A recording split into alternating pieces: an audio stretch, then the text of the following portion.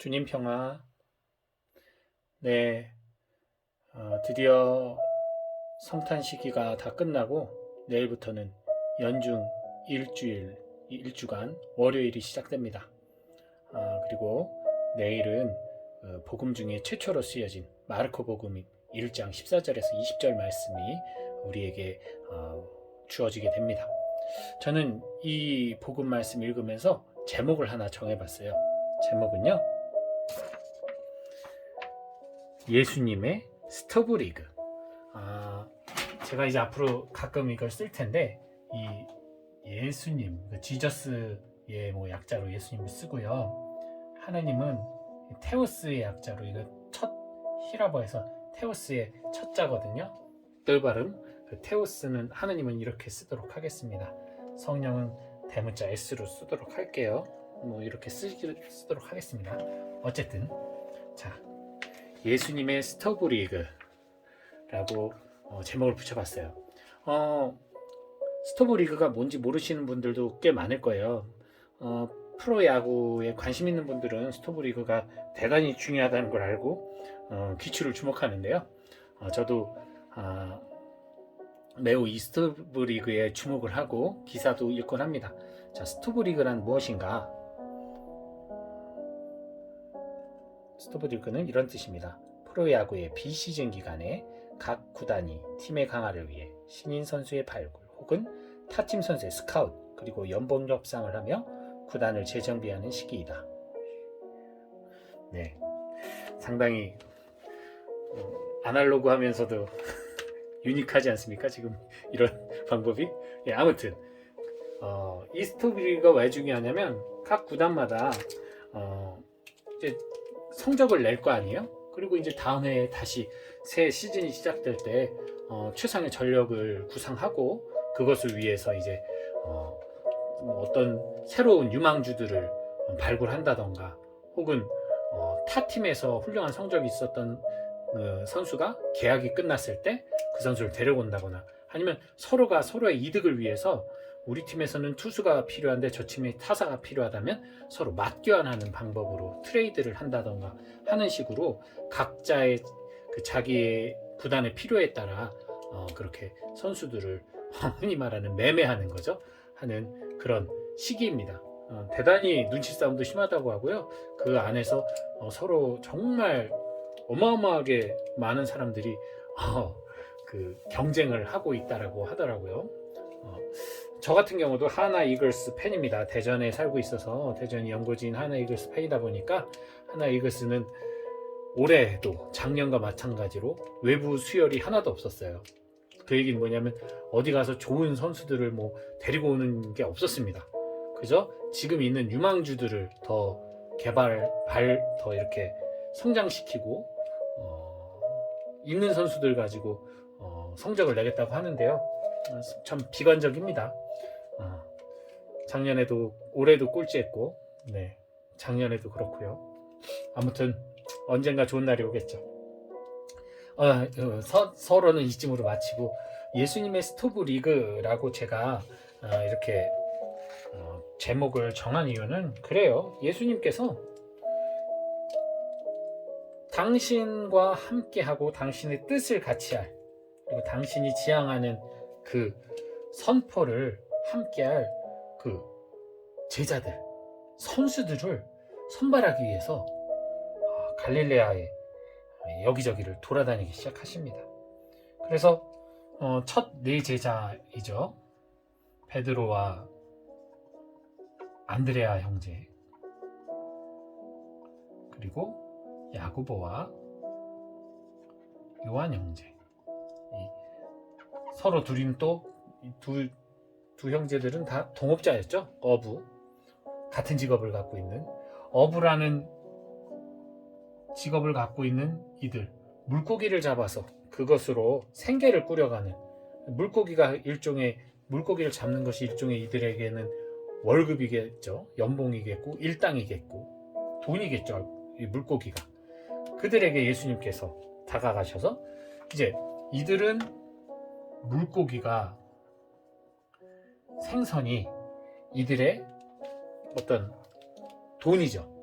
돈이에요. 예수님께서 이제 이들과 협상을 하는 거죠. 너희들 물고기 갖고 물고기를 잡는 것으로 너희들이 지금 만족하는데 난 더 좋은 조건을 제시하겠다. 나도 너희들이 직업이 어부이니 같은 그런 낚는 거를 하는데 나는 물고기보다 더 귀한 사람을 낚는 그런 훈련을 시켜주겠다. 너희가 물고기 잡는 베테랑이라면 이제는 사람을 낚는 베테랑으로 내가 만들어주겠다. 예수님께서 그렇게 이들을 꼬시죠. 그래서 그들은 또 기꺼이 자신의 친정팀인 갈릴레아 호수를 떠나서 그들의 모든 생존 도구 배와 그물을 버리고 예수님을 따라 나섭니다. 그렇게 예수님은 이 네 제자를 시작으로 해서 여기저기 다니시면서 여러 제자들을 모으셨어요. 물론 성서에는 네 제자만 나오지만 예수님께서 모으신 제자는 몇 명이었을까요? 이렇게 물어보면 많은 분들이 순간 12사도를 생각하게 될 거예요. 그래서 예수님이 12명을 불러 모았나? 라고 오해하실 수도 있습니다만 12사도는 아닙니다. 12사도는 나중에 예수님의 제자들 가운데 특별히 뽑아낸 정예 레귤러 멤버이고요. 원래 예수님의 제자들은 훨씬 많이 예수님이 다니면서 예수님 말씀에 매료돼서 예수님을 찾아와서 저를 거둬주십시오 한 사람도 있었고, 혹은 또 예수님께서 나를 따라와라 하고 예수님을 만난 다음에 예수님을 통해서 직접 스카웃된 사람도 있습니다. 필리포 같은 경우도 그렇죠. 그래서 어쨌든 수많은 이제 선수들을 발굴해 내십니다. 복음을 선포할 예수님과 뜻을 같이 할 수많은 선수들을 발굴을 하시는데 나중에 이제 그들이 어떻게 됐는지는 나중에 이제 가다 보면 알게 되겠지만 그 중에 특별히 이제 국제 대회로 이제 파견한 사람이 12사도가 되는 거죠. 근데 여기서 중요한 것이 그것입니다. 자, 스토브리그 아까 말씀드린 대로 스토브리그에서 중요한 점은 뭐라고 그랬어요?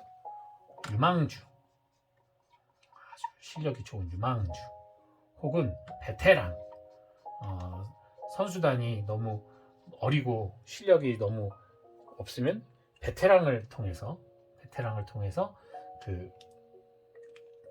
더 훈련을 더 이렇게 선수들을 이끌 수 있는 그런 분위기를 만들기도 하죠. 그리고 실력이 물오른 그런 선수들을 FL이라는 것을 통해서 스타 선수들이라던가 아주 성적을 잘 낸 선수들을 우수 선수들을 FA 해가지고 데리고 오거든요.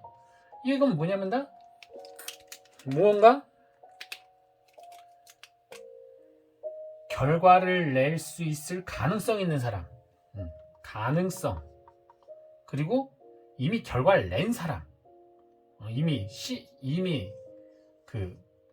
검증된 사람, 그리고 현재 이룬 사람, 다 그냥 어쨌든 희망적인 사람들을만 찾는 것이 최대한 구하고 자신들의 재화, 돈 능력, 경제적 능력 안에서 이제 이들과 연봉 협상을 하는 거예요. 그게 바로 스토브 리그인데 가만히 보십시오. 예수님의 스토브 리그는 어땠습니까? 예수님은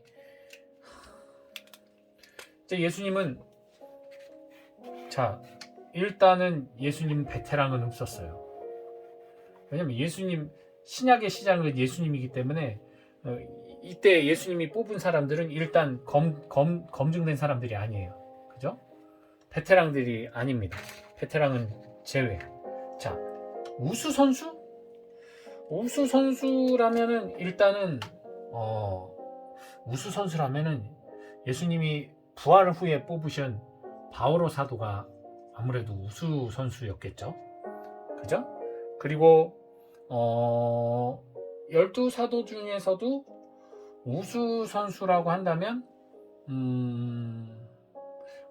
그 당시에 그 직업이 일천했지만 우리 시대에는 되게 좋은 직업이죠. 마테오 의사였다고 하니까 우수 선수일 수 있겠죠.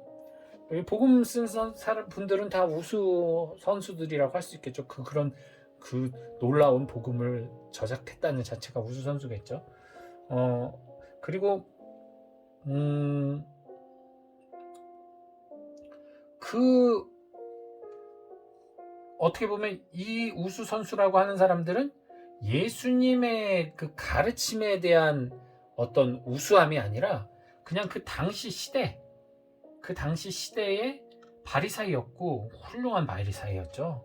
또 이 마테오도 그 외국에 사는 바리사이나 유대인들을 위해서 마테오복음을 썼기 때문에 상당히 율법에 정통한 사람이었을 거란 말이죠. 그래서 어떤 그 시대에 그래도 사람들에게 명망이 있는 그런 사람들은 좀 있었어요. 그러나 그것은 예수님의 그 새로운 계약, 신약에 맞는 그런 가르침을 배운 건 아니에요.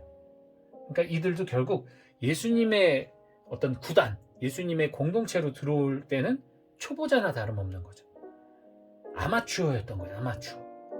아마추어 최강이었던 거죠. 인간적인 부분, 인간들의 시선 안에서 최강이었으니까 아마추어 최강인데, 이제 예수님이라는 예수 공동체라는 프로에 들어오기 위해서 이제 이들이 입단을 한 거니까, 이분들은 인간 그 세상 속에선 뭔가 이룬 분들이긴 하지만 어떻게 보면은 예수님에게는 우수 선수는 아니었다.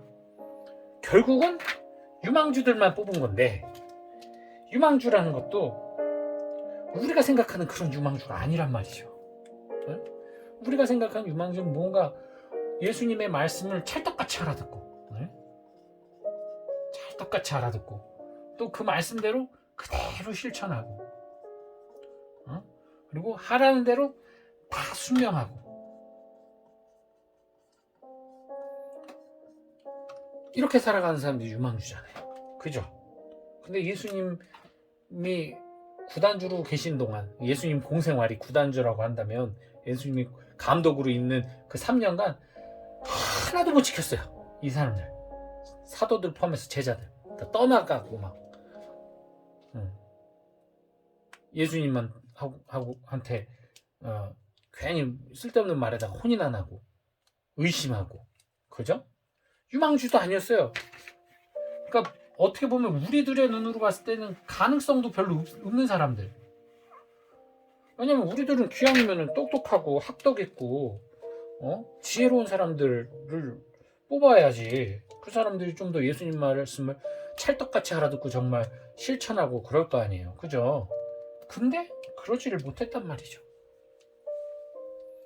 예수님은 철저하게 어떻게 보면 세상 속에서는 약간은 나고자 같은 사람들, 혹은 그냥 평범한 사람들,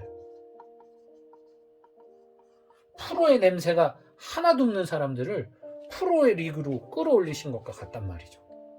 그러니까 예수님은 그럴 수가 있어요. 그럼 당연한 거죠. 결론적으로 얘기하면 예수님은 하나님이시니까 뭐 진짜 돌 보고 빵이 되라고 해도 할 수 있는 분이니까, 이들이 가능성을 보고 예수님이 이들을 부른 것이 아니라 예수님께서 이들을 부른 건 어떤 이들의 어떤 능력을, 출중한 믿음, 뭐 출중한 신앙심, 이런 걸 보고 뽑은 게 아니라 그냥 이들이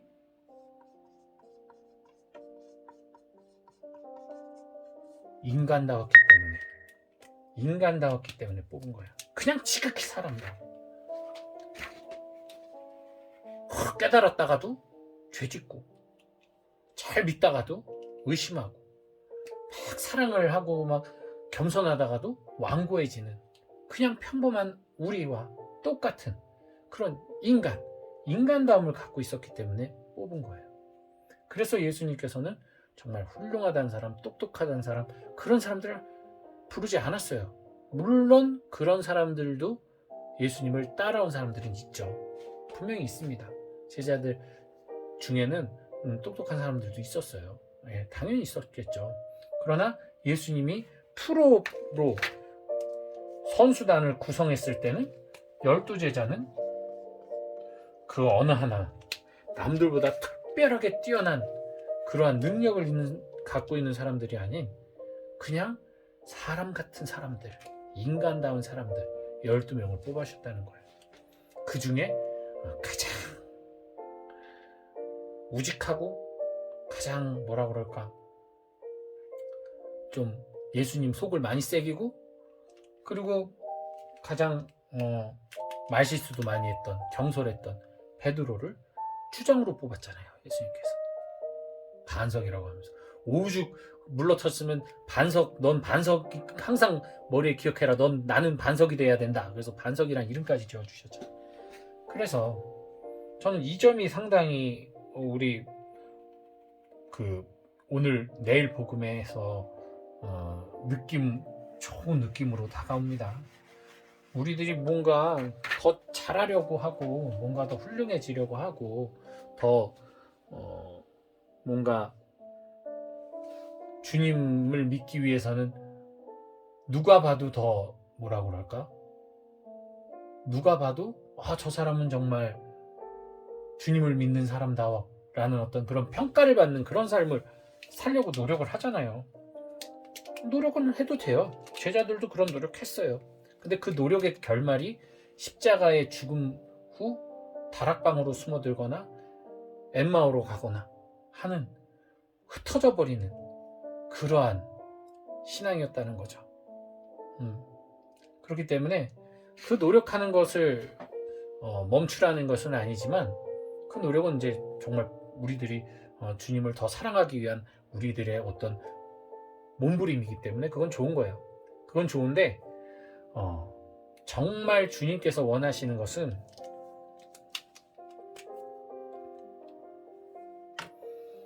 어찌되었던 간에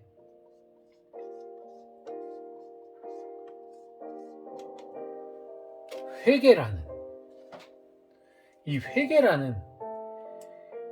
이 한 방을 갖고 있어야 되는 거예요. 우리는 늘 이것을 우리의 필살기로 갖고 있어야 돼요. 어떠한 과정이 앞에 있든, 어떠한 이야기가 있든, 그 이야기가 계속 나를 나락으로 떨어뜨리는 사건이든, 혹은 뭐 내가 정말 죄를 짓고 있는 상황이든 간에, 이 과정의 끝에선 다시 회개로 회복하는, 이 12제자의 중에서 회개 말고 회개를 담당하던, 돈주머니 담당하던 사람 누구예요? 가룟 유다였잖아요. 이 사람만 빼고 나머지 모든 사도는 회개를 잘했어요. 회개할 줄 아는 사람이었어요.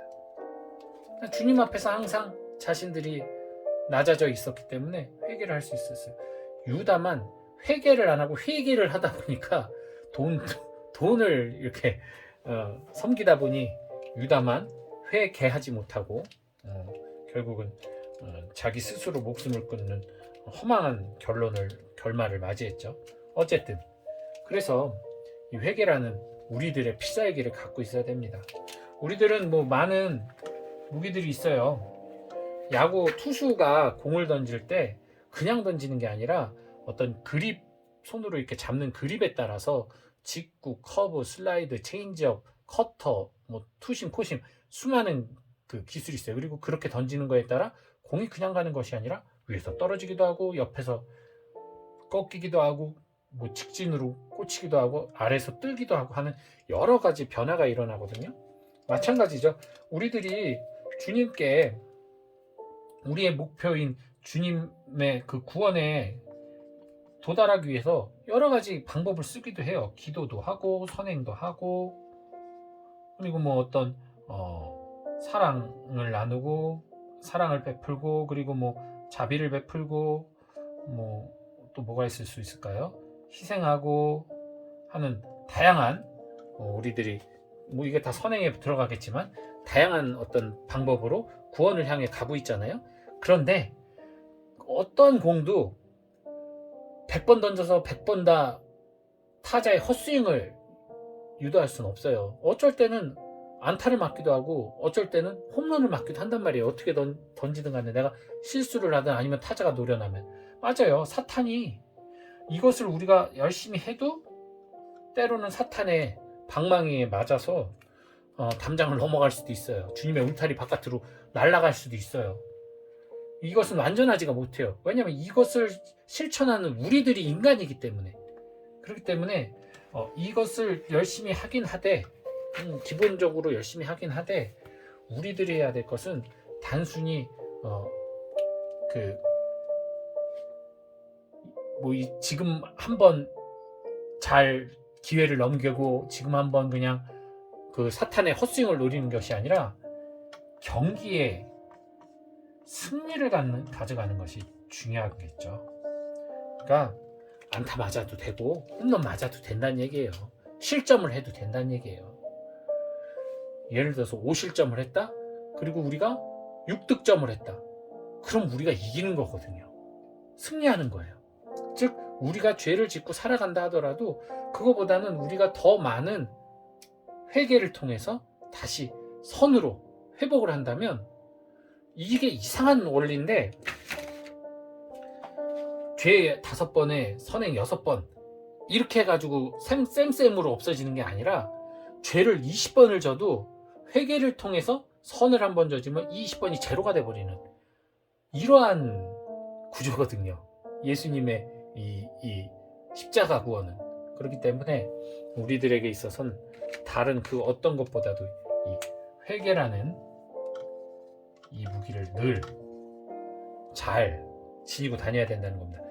회개하는 구체적인 방법으로는 첫 번째가 뭐가 있을까요? 자, 회개를 하기 위한 구체적인 방법. 가장 일상적으로는 우리 잠자기 전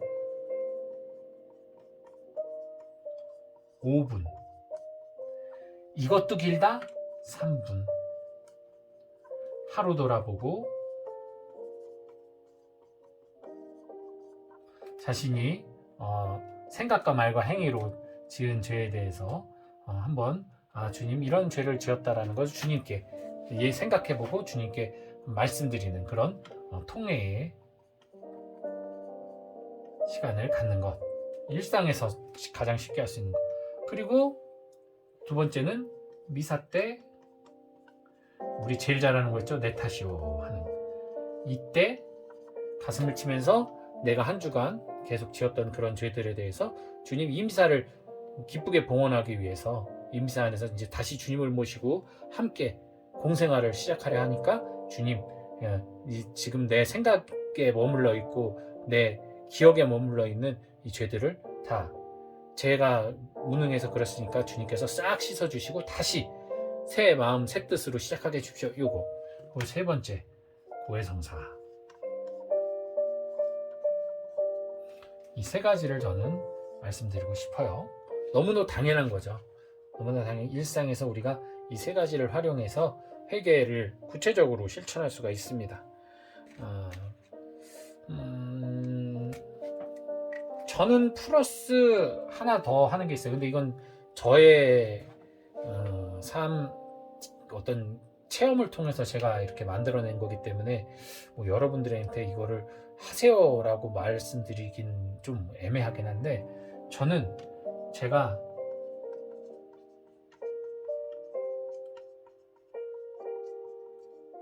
잘한 거에 감사하는 시간을 꼭 갖습니다.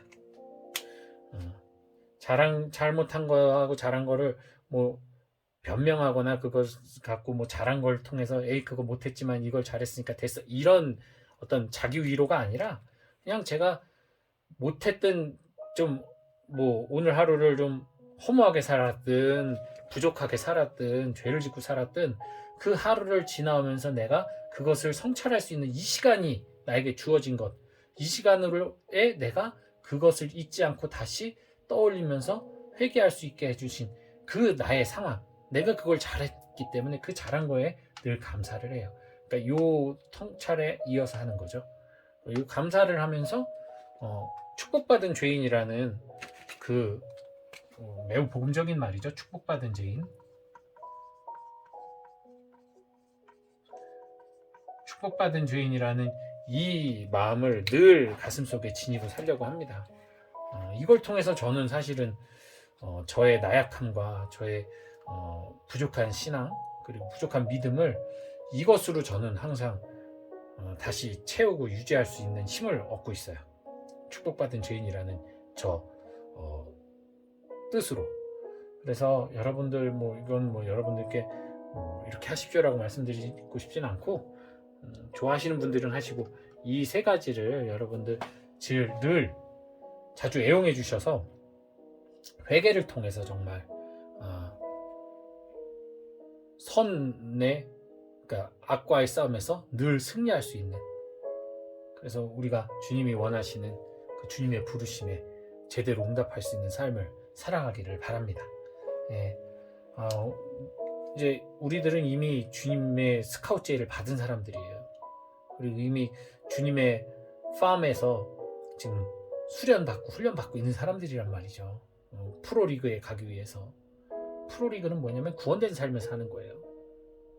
12사도가 예수님 부활 후에 세계로 퍼져나가서 했던 그 삶이 바로 구원의 삶이에요. 이미 그들은 그때부터 구원받은 삶을 살고 있는 거예요.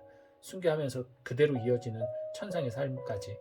그러니까 우리들도 열심히, 이미 또 구원받은 삶을 살고 계신 분들도 계실 것이고, 저는 지금 아직 그 1군과 2군으로 가면서 왔다 갔다 하고 있습니다만, 어쨌든 우리들 열심히 프로 데뷔하게 하도록, 정말 구원받은 삶을 살도록 회개를 잘 훈련해서 실천하고 살았으면 좋겠습니다. 주님 평화.